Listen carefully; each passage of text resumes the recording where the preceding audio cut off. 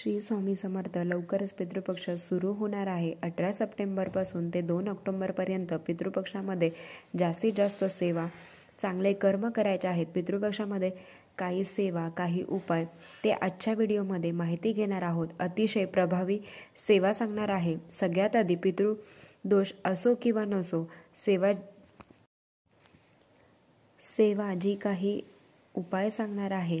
आपल्याला प्रखर पितृदोष, महिला बोलत असतात की आम्हाला प्रखर पितृदोष आहे, तर असा कुठलाच पितृदोष नाही आहे. या सेवेने जाणार नाही. सेवेमध्ये सातत्य असणं खूप महत्त्वाचं आहे. पितृपक्षामध्ये पारायण, उद्यापन तुम्ही करू शकता. एकच सांगावंसं वाटतं की पितरांची सेवा रोज होत नाही. जी काही छोटी मोठी वर्षभर जरी केली तर किती प्रखर पितृदोष असेल तरी नक्कीच कमी होण्यास मदत होते. सगळ्यात आधी पितृपक्षामध्ये देवांची सेवा कमी करा, पण पितरांची सेवा जेवढी होईल, जास्तीत जास्त होईल तेवढी करायची प्रयत्न करा. प्रखर पितृदोष असेल तरी नारायण नागबली करायला सांगत असतात. तर नारायण नागबली करायला एवढे पैसे आहेत का? एवढी वेळ आपल्याकडे असतो का? असं नाही आहे. एखादा जरी दोष असेल तर कुंडलिकेमध्ये किंवा पितृदोष असेल तरी नारायण नागबली करायला सांगतात. हे फक्त 3 पिढ्यापर्यंत असतात. परंतु तुम्हाला जर नारायण नागबली करायला सांगितलं तर जर 3 वर्षाला नारायण नागबली करायची असते, सगळे एकत्र कुटुंब येऊन एका वेळेस येणं, ती सेवा करणं, तेवढा टाइम देणं, तेवढे पैसे असणे महत्त्वाचं असतं. त्र्यंबकेश्वरला जाऊन नारायण नागबली करत असतात. एवढा वेळ नाही आहे, पैसे त्याहूनही नाही आहे. या छोट्या गोष्टी असल्या जरी तुम्ही केली, नक्कीच तुम्हाला 3 पिढ्यापर्यंत पितृदोष लागतो. पण या सेवेमध्ये सातत्य ठेवलं तर कितीही प्रखर पितृदोष असेल तर कितीही ऋणमुक्ती असो, कितीही कोणाचं देणं असो. ऋणमुक्ती म्हणजे काय हो? मनुष्य ऋण, भूत ऋण, या ऋणातून मुक्त होण्यासाठी आपला जन्म झालेला आहे. मुक्ती तर सगळ्यांनाच पाहिजे आहे, म्हणून ही सेवा करावी. सगळ्यात आधी संक्षिप्त भागवत गीत पठण करायचं आहे. देवासमोर बसून हा ग्रंथ वाचायचा आहे. दक्षिण दिशेला तोंड असावं असं काही नाही आहे. मांसाहार वर्ज्य, पराण्य वर्ज्य, काळं घालून सेवा करायची नाही आहे. बाकी कुठलेच नियम नाही आहेत. कांदा लसूण तुम्ही खाऊ शकता, पराण्य वर्ज्य. त्यातूनच तर जास्त दोष लागत असतात, त्याच्यामुळे पराण्य वर्ज्य आहे. बाकी कुठले नियम नाही आहेत. 15 दिवसात एकदा तरी संक्षिप्त भागवत गीत पठण करावे. आवर्जून करा. नक्कीच तुम्हाला फायदा आणि फरकही जाणवेल. पितृस्तुती स्तोत्र, पितृ अष्टकम याचे पठण करायचं आहे.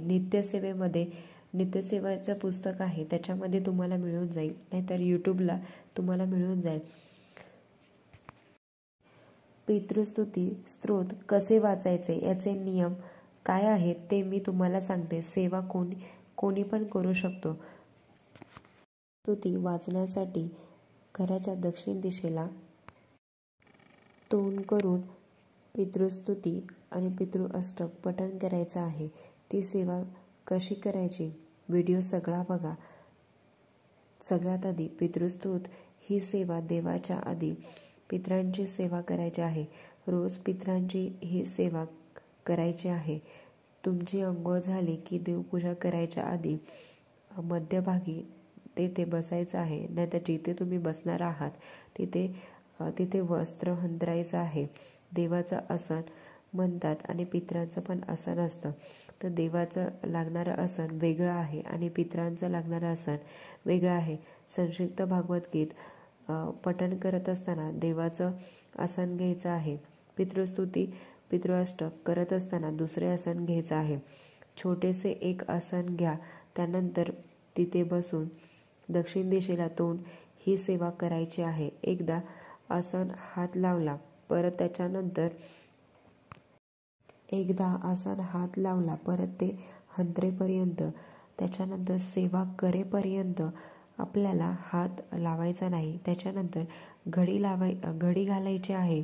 ते आसन जिथे आपला स्पर्श होणार नाही तिथे ठेवायचं आहे. त्यानंतर आपल्याला हातपाय धुवायचे आहेत आणि आपली पूर्ण सेवा झाल्यानंतर आपल्याला हातपाय धुवायचे आहेत.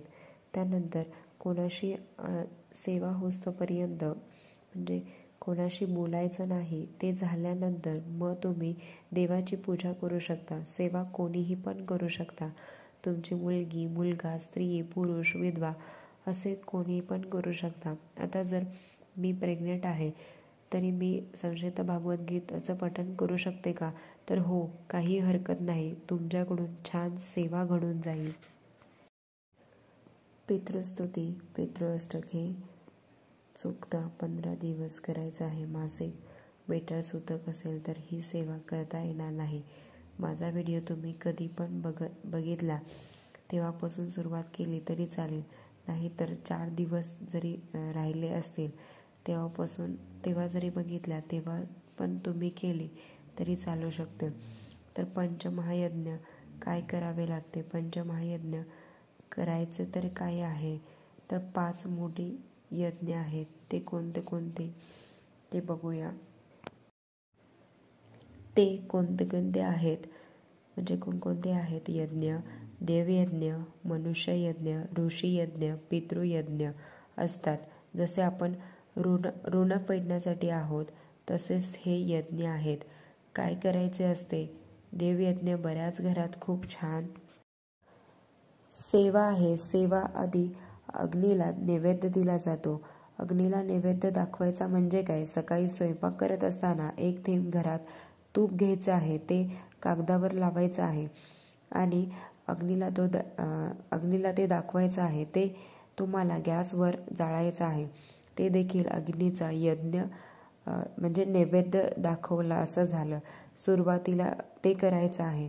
चपाती किंवा भाकरी आपण जे आपण घरात बनवतो ते एकतरी घास कावळ्याला किंवा एकतरी घास गाईला पितृयज्ञ दिलं असं म्हणतात. म्हणजे कावळ्याला खाऊ घालणे किंवा कुठल्याही पक्ष्यांना खाऊ घालणे हा तो यज्ञ सांगितला आहे. तर हे जे काही यज्ञ सांगत आहे ते तुम्ही जर वर्षभर जरी केलं तर किती अनुभव येतो ते बघा. जे काही चपाती काढून ठेवणार आहे किंवा कावळ्याला जे दाखवणार आहे तर ते कावळ्याच्या स्मरणार्थ कुठलाही पक्षी खाऊन गेला तरी चालेल. तर तुम्ही तुमचं काम करायचं आहे की कावळ्याला दाखवायचं आहे तर तो कुठला पण पक्षी खाऊन दे. कावळ्याला काढून ठेवा. तुम्ही कुठे ठेवणार आहात? तर छतवर किंवा गॅलरीत, जिथे तुमच्याकडे जागा असेल तिथे तुम्ही ठेवायचे आहे. कावळ्याला बरोबर सवय लागेल. तुम्ही रोज चपाती ठेवली तर त्याला सवय लागेल किंवा कुठलाही पक्षी खाऊन गेला तरी चालू शकते. ऋषीयज्ञ म्हणजे काय? गाईला पण चपाती दाखवायची आहे. असं बऱ्याच घरामध्ये आहे की गाईला रोज चपाती दाखवतात. आपल्या घरात एखादं जरी बाळ आलं तरी त्याला चॉकलेट, बिस्किट किंवा काही पण त्यांना खाऊ घालायचं असतं. तुमच्या घरात कोणी पण आलं तर व्यक्ती न खाता पिता जाणार नाही. रोजच येईल असं नाही आहे. कोणीतरी आपल्याकडे म्हणजे भेटू शकतं किंवा नाही. तर त्या यज्ञ दिवसात आपल्याकडून म्हणजे कोणी पण जरी आपण नाही गेलो तरी काही हरकत नाही किंवा आपल्याकडे कोणी नाही आलं तरी ठीक आहे. या सेवेमध्ये तुमच्याकडे सातत्य ठेवलं पाहिजे. 5 यज्ञ सर्वसामान्यांच्या घरामध्ये म्हणजे 5 यज्ञामध्ये सर्वसामान्यांच्या घरात मुंगी तरी असते. तर मुंगींना साखर ठेवायची असते. मग ती काळी मुंगी असो किंवा लाल मुंगी असो तर ती साखर द्यायची आहे. किंवा चिमणी असेल तरी तिला तुम्ही धान्य खाऊ घातलं तरी चालू शकते. हे यज्ञ करायला किती वेळ, किती पैसे वाचले आहेत, किती वेळ लागला ह्याला, वेळ पण वाचला. हे यज्ञ सातत्याने वर्षभर जरी केलं तरी तुम्हाला नराई नागबली करायची गरज नाही. एकदा जरी यज्ञ केलं तर पितृपेक्षा झालेली ही सेवा सातत्य ठेवून तर त्याचा अनुभव येतो. पंचमहायज्ञ एक वर्षभरी जरी केलं, पंचमहायज्ञ हे वर्षभर जरी केलं तरी काही हरकत नाही. जी सेवा सांगत आहे तुम्ही पितृपक्षामध्ये नाही तर वर्षभरी केली तर पितृस्तुती पठण करायला 5 ते 7 मिनिटं लागतील. तेवढे तरी वेळ काढणारच आहात. पैसे पण वाचले, खर्च पण वाचला आणि नारायण नागबली करायची आपल्याला गरज पण वाचली. तेवढं सातत्य ठेवायचं आहे. सकाळी उठल्यानंतर सूर्याला अर्घ्य द्यायचा आहे. कसं करायचं आहे तर ओम सूर्याय देवाय नमः या मंत्राचा जप करायचा आहे. एक तांब्या घ्यायचा आहे, त्याच्यामध्ये पाणी घ्यायचं आहे आणि काळे तीळ टाकायचे आहेत आणि आपल्याला पितरांच्या स्मरणार्थ सूर्यदेवाला अर्पण करायचं आहे. जल अर्पण करताना खाली काहीतरी ठेवायचं आहे. खाली काहीतरी ठेवा. सूर्याला अर्घ्य देताना खाली ते पाणी जाणार, ते ओलांडणार, तेव्हा पाय लागणार, त्याचे पावित्र्य राहत नाही. खाली काहीतरी ठेवायचं आहे. त्याचबरोबर आपल्याला ते पाणी तुळशीला न टाकता आपण कुठल्या पण झाडाला अर्पण करू शकतो. रोज पिंपळा वृक्षाला जल अर्पण करायचं आहे. ही प्रभावी सेवा आहे. तुम्ही काहीतरी सांगत असता तर असं नाही आहे. काही लोक दिवा लावत असतात.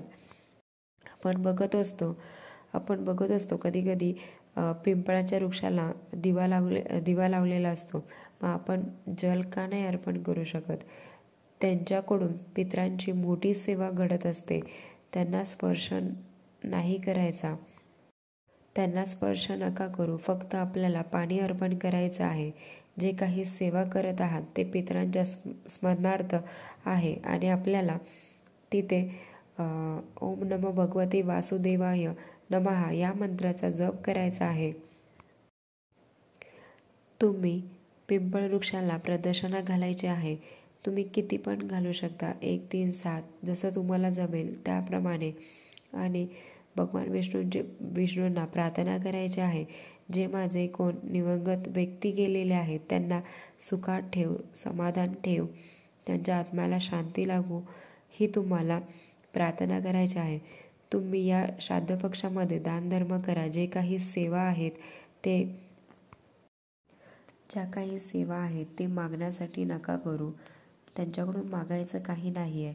त्यांना जिथे कुठे आहेत त्यांना सुखात ठेवा, त्यांच्या आत्म्याला मुक्ती मिळवून दे, अशी आपल्याला प्रार्थना करायची आहे.